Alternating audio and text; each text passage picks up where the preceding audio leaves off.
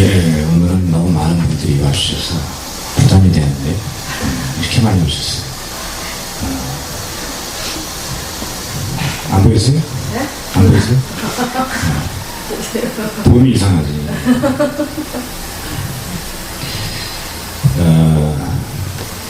이 아침 저녁으로 선선하고 아마 한 15일 정도 있으면 이제 귀뚜라미 소리가 들릴 것 같아요.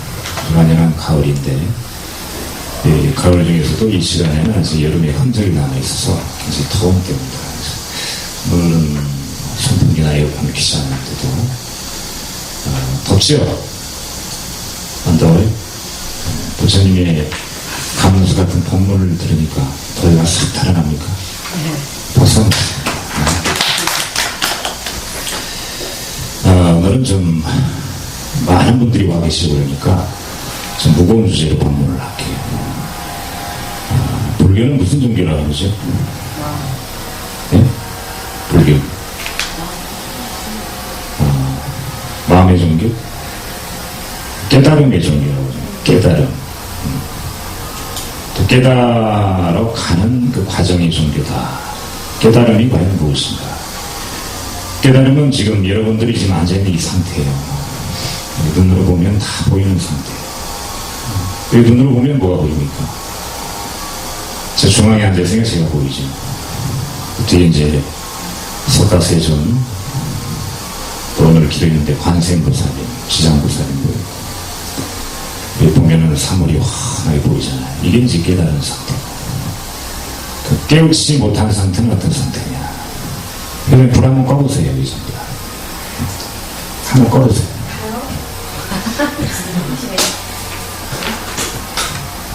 네, 바로 이 상태입니다. 키세요.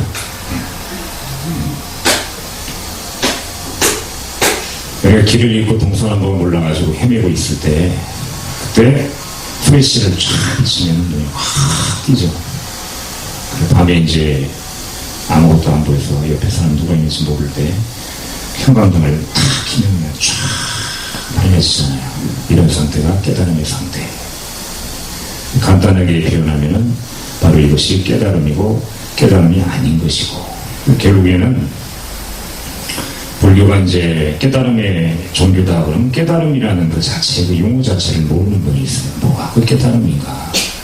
자꾸 스님이 깨달으라 깨달으라 그러는데 나는 이미 깨달았는데 무슨 소리를 하고 있느냐 하는데 그게 이제 여러분들의 착각일 수도 있어요. 그래서 이 불교를 공부해 나가면서 차차 배워보면은 이것이 깨달음이구나. 그래서 내가 그전에는 기독교라는 종교를 했기 때문에 불교를 좀 무시하고 불교를 아예 그냥 막아냈는데 이제 알고 보면 내가 바로 불자구나 이런 분이 있고, 그리고 이제 살아가면서 참 불교가 이런 거였구나, 이것이 불교였구나, 이게 불교의 깨달음이었구나, 여지까지 내가 꿈속에 있었구나. 여러분 밤에 자다가 꿈을 꾸다가 꿈에 강도를 만나는 꿈을 꿔가지고 악몽이잖아요. 그래서 사람 살려 하면서 다 깨는 그런 데 있잖아요. 그죠? 그런 적이 있습니까? 가위를 눌리고, 그러면 옆에서 지켜보는 사람은 갑자기 자다가 사람 살려 하고 깬단 말이죠. 뭐라고 그랬어요? 좀 미쳤나? 그러잖아요. 이제 꿈을 꾸는 사람은 그 순간만큼은 그게 이제 실상이에요. 눈에 보이는 사실, 실제로 보는 거예요. 그 꿈을 딱 깨고 나서도 한 몇 분간은 내가 지금도 강도에 쫓기고 있다 이렇게 생각하는 거예요. 그 옆에서 얘기를 해줘요. 너 꾼 거다, 정신 차리란 말이에요. 여러분 드라마나 영화 같은 데 보면 그런 거 나오잖아요. 악몽이 확 깨보이면 옆에서 진정을 시키고 있잖아요. 그런 상태가 역시 깨우치지 못한 상태다.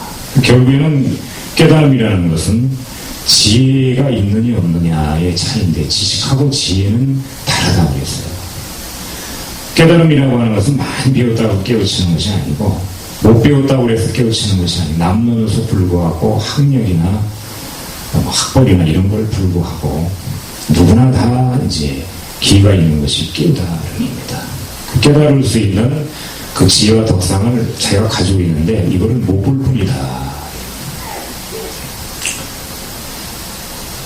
그래서 어떻게 보면은 여러분들이 이 세상을 살아가면서 불법을 만난 사람이 있고 만나지 못한 사람이 있고 예전에 그 불교, 원불교, 천주교, 천도교 이렇게 해서 6개 종단에 그 유명한 이제 지도자들이 모여가지고 강의를 한번 이제 듣는 때가 있었는데 저는 이제 저희 그 사속 스님을 따라서 뒤에서 이제 강의를 경청하게 됐는데 그 이제 그 내용이 뭐냐면은 신학 박사 한 분이 이분이 그 양심선언 비슷하게 강의를 했어요. 뭐라고 이게 강의를 했냐면은 기독교 밖에도 구원이 있다라는 제목이에요. 굉장히 그 용기 있는 사람입니다. 여러분 기독교 해보셨으면 아시겠지만은 기독교 안 해본 사람은 없잖아요. 그죠? 구원의 종교고 하기 때문에 기독교밖에 구원이 있다라고 하는 게 굉장히 용기 있는 그런 테마 주제거든요.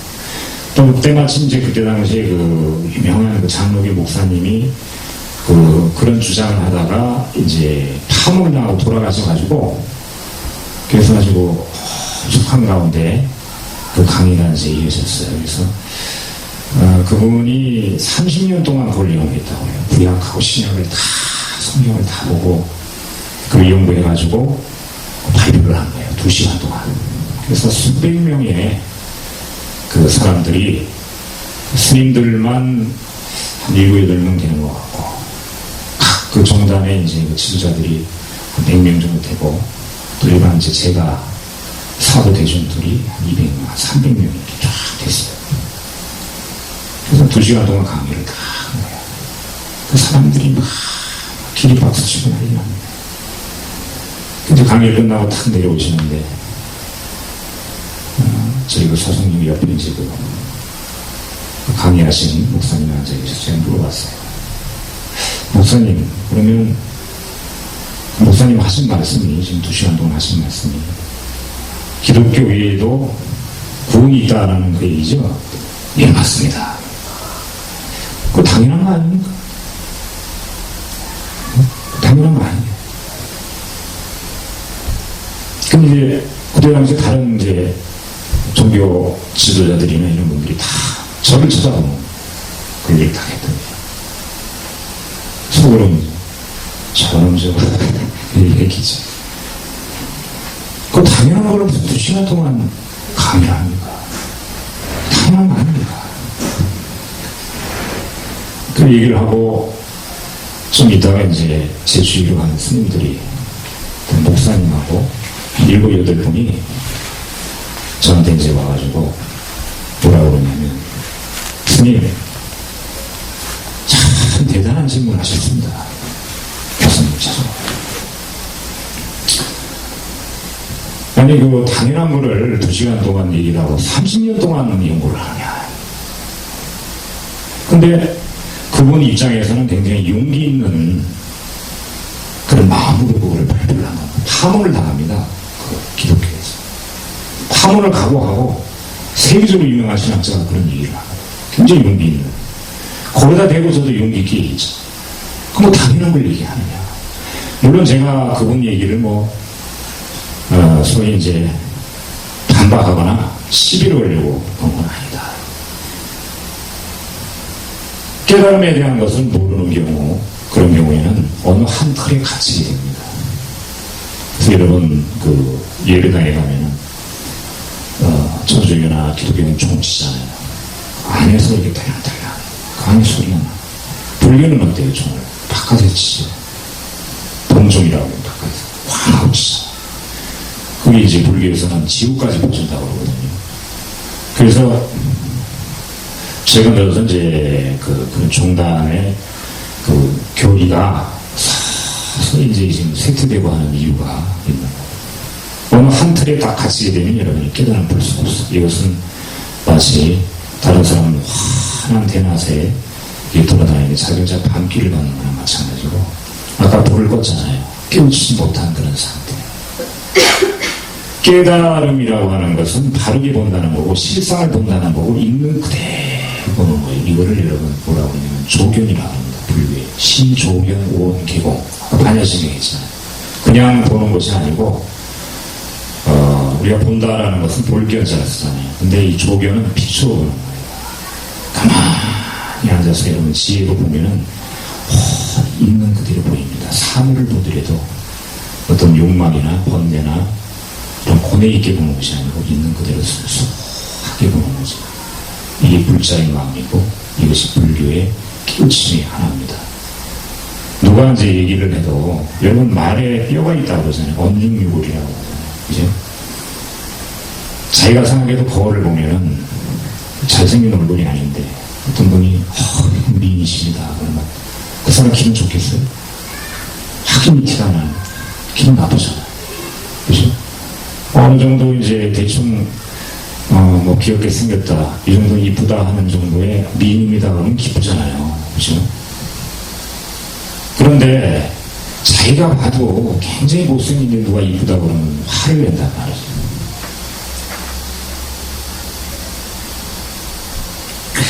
그래서 어느 한 틀의 어떤 전형에 다 갇히게 되면은 눈과 귀와 코가 다 놉니다.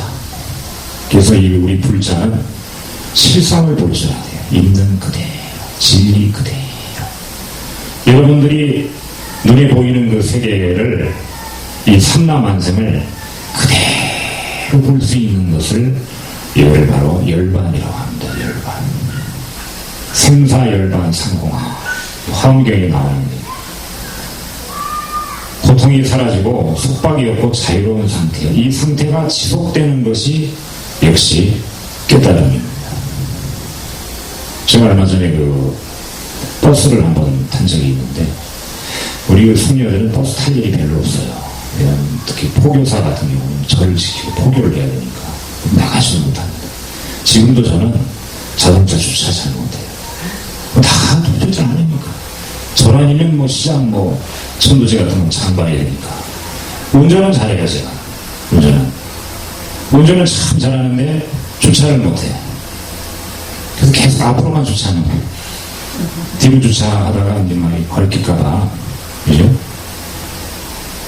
운전이 참 안 되더라고요. 버스를 다 탔는데 저도 모르게 이제 발을 탁 밟고 그러고 제가 서 있었던 거예요. 사람이 많으니까 발을 밟았는지 모르는 거야. 그랬더니 이제 그분이 나를 자꾸 쳐다보더니 아래를 막 훑어보는 거예요. 이 여자가 왜 나를 이렇게 그렇다고 하나, 잘생겼다고 그러나, 착각합니다. 그쪽에서 막 때리는 거야, 나를. 탁탁 해서. 왜 나를 때리지? 화가 그냥 머리끝까지 나는 거야. 그래도, 나중에 팍 버릴까. 수행자가 수행하는데, 이게 수행이니까 참 잘하네. 그리고 인내하고 있었어요. 발을 밟아놓고. 그 아래 땅 내고 보니까 내 발을 꽉 밟고 있는 거야. 얼른 때가, 죄송합니다. 미안합니다. 네? 그 순간에 내가 발이 밟혀있는 상태에서는 굉장히 기분 나쁘고 화가 나더란 말이죠. 수행자도.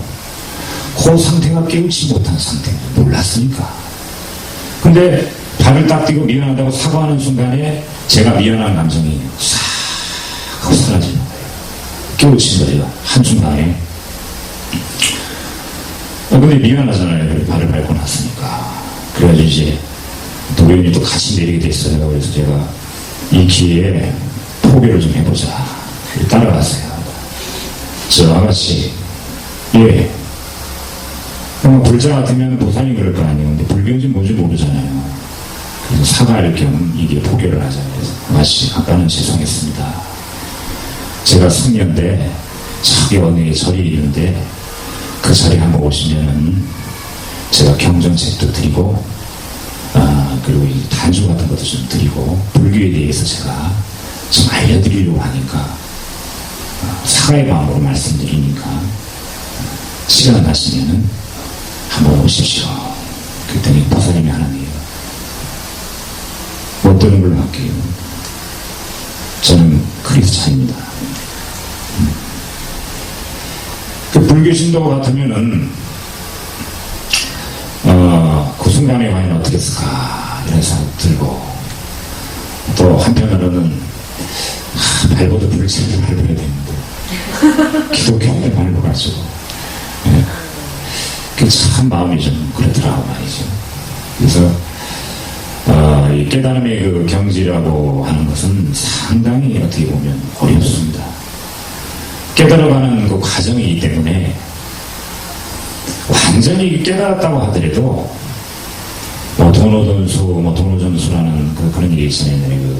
큰 스님들 선지식에 보면은 완전히 깨달았다 하더라도 그것을 그대로 놓고 간직할 수 없는 거예요. 여러분이 한번 훤히 봤다고 해서 영원히 훤히 볼 수 없는 거. 어느 한순간에 장막이 쫙 가립니다. 그래서 바로 불교에서는 이거를 또 뭐라고 그러냐면 마장이라고 합니다. 마장. 기도를 참 열심히 해가지고 이제 거의 소원이 성취될 만 하면은 어느 날 갑자기 이제 슬퍼진다고 그러잖아요. 어느 날 갑자기 기도가 하기 싫은 거예요. 광명전은 처음 해보니까 아침에 일어나서 21번 해서 한 달 정도 해보니까 일이 잘 되는 거예요. 남편하고 싸울 거 안 싸우고, 또 소금 잘 들어오고 장사도 잘 되고 막 그러더라는 얘기예요. 정말 신이 나서 말이죠. 21도 가는 걸 갖다 108도래 아침에 일어나. 그러니까 두어 달 하니까 어느 한순간에 하기 싫은 거예요. 갑자기 이게 뭔 소용이 있는가, 내가 지금 뭐 하는 짓이란 말이지. 그게 이제 맞아인 거예요. 갑자기 꺾이는 거. 네. 깨달음도 마찬가지예요. 덕산 선생님이 덕산이 얘기하는 거를 이렇게 듣고, 그렇구나. 나를 한번 돌아봐야지. 덕산 선생님이 깨우치면 이런 거라고 그러는데, 내가 볼 때 나는 깨우친 것 같아. 이렇게 생각하시는 분 계신가요? 그런 건 거의 근접한 거예요. 응? 모르려고 착각이지.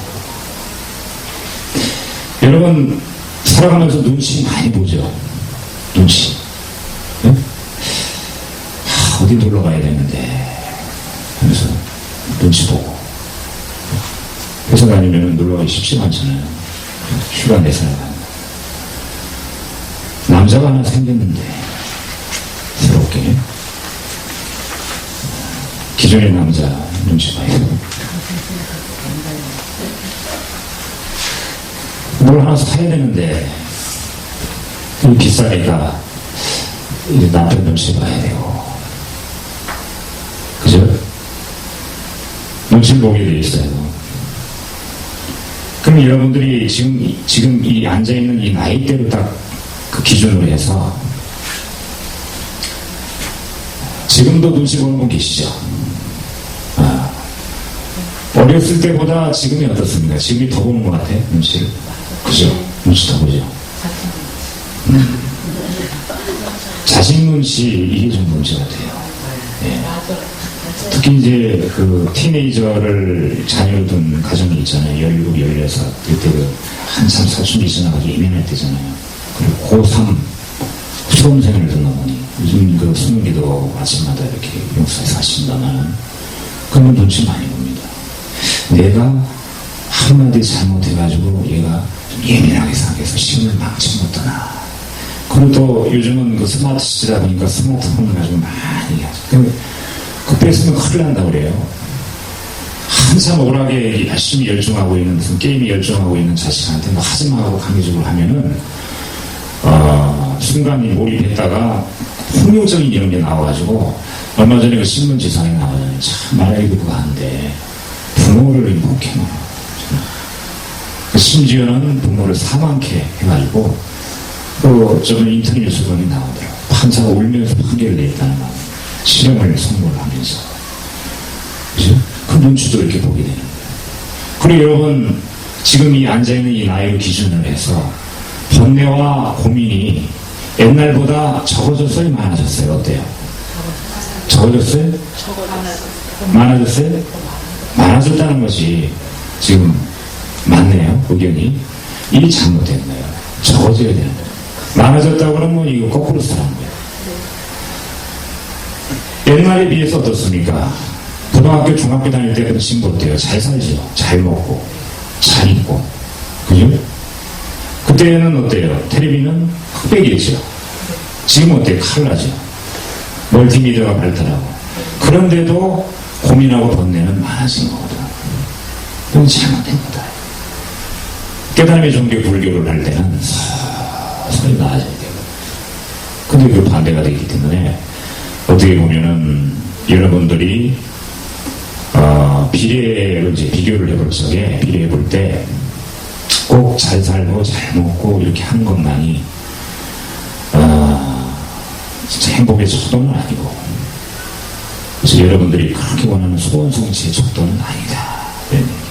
오히려 더 번뇌가 많아지고 더 눈치도 많이 보게 된다. 바로 이 눈치를 안 보고 번뇌가 사라진 그 상태를 열반이라고 한다. 닐바나. 열반. 이 열반을 한문으로 표현하면 멸이라고 해요. 멸. 멸할 멸자. 우리가 박멸이라고 그러잖아요. 목이 막 박멸시킨다. 그죠? 멸시한다는 말 아니에요. 멸시한다. 이 얘기는 시선을 아예 안 주는 거예요. 무시해버리는 거예요. 그게 무관심은 굉장히 무서운 거거든. 사람 다 처음 봤는데 그 멸시해서 그냥 휘둘리고 가면 기분 나쁘잖아요. 바로 그 멸. 여러분들의 고통이 멸하고 속박이 멸한 그 상태가 열반입니다. 이런 상태로 꾸준히 가는 것이 깨달음이에요. 바로 이 종교가 깨달음의 종교. 이것이 바로 불교거든요. 그래서 불자는 지금부터라도 크게 눈치 보지 말아요. 그리고 번뇌, 망상 이런 부분을 적어도 열반하고 또 해탈의 길을 가는 이런 수준 있는 이런 상황으로 가는 종교를 하는 사람이 어떻게 해야 되겠어요? 눈치 봐도 되겠습니까? 안 된다. 그리고 또 번뇌에 힘들어가지고 항상 괴로워하고 힘들어하고 이러면 안 된다. 여러분들이 이러고 병원을 처음 왔다. 다음 주에 한번 왔다. 달라지. 얼굴을 이렇게 봅니다. 저는 자세하게 방문하면서도 봐요. 그리고 여러분들 이 앉아있는 그 주위로 아우라를 확인을 하는 거예요. 아, 오늘 어떤 보살님이 뒤에 후광이 만들어졌나, 오로라가. 그때는 아주 시커맸는데 좀 옅어졌나. 파란색인가 노란색인가. 얼굴은 연한 미소인가. 손 안 대는 그 얼굴이 참다운 공양이요. 부드러운 말 한마디 미묘한 향이로다 라고 했는데 여러분들 보면서 향이 느껴져요. 그래서 우리 불자들은 어때요? 예불 참석을 해야 됩니다. 사실 사시불공천역 예불 정도는 참여를 해야 돼요. 그러면 스님이 항상 있잖아요. 예불무원에서 개향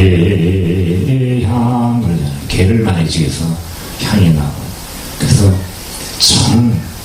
아주 사람이 정법으로 부처님 정법대로 사니까 정향이 나고, 그 다음에 이제 지혜가 생겨서 해안이 생겨가지고 해탈, 바로 아까 얘기한 해탈의 모습 나옵니다. 해탈이야. 속박받지 않는 그 자유로움에 나타나는 그런 색깔, 향이 나는 거예요.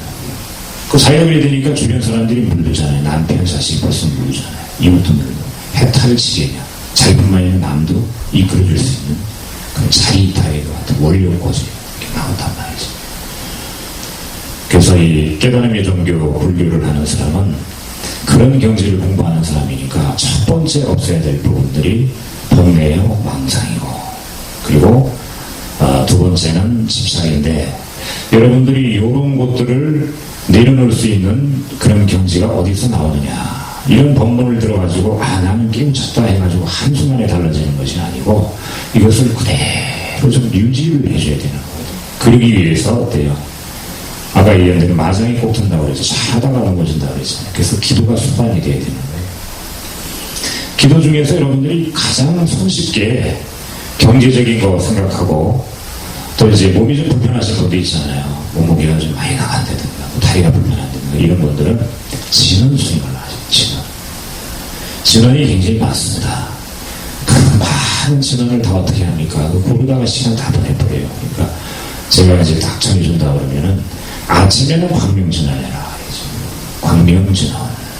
광명진원에 대해서 다시 한번 설명을 드린다면 법신불이라고 해서 석가모니 부처님 화신불이에요. 이분은 우리 인간의 모습으로 나타나서 우리를 구원하고 오신 화신불이고, 석가모니 부처님 이전에 7불이 있어요. 과거 7불.